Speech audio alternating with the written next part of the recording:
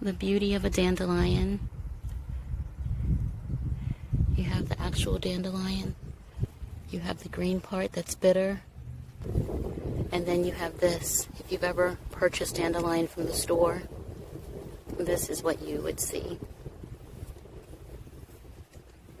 And it's readily in your garden. You can eat it as long as it has not been sprayed with any pesticides.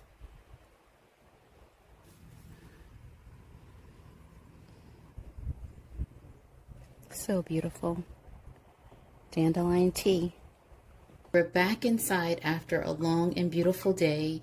I had intended on doing a whole night routine, but like I said, it's been a beautiful and busy day. So I had planned on putting the tea leaves here inside of here and steeping for 10 to 15 minutes and then lighting this here. But I will do that another day. When I'm prepping the dandelions, I think of three things. Rinse well to make sure there are no bugs, dry thoroughly, and to peel the green off. So those are the three things that I've done. And here is the little green. And here is the yellow flower.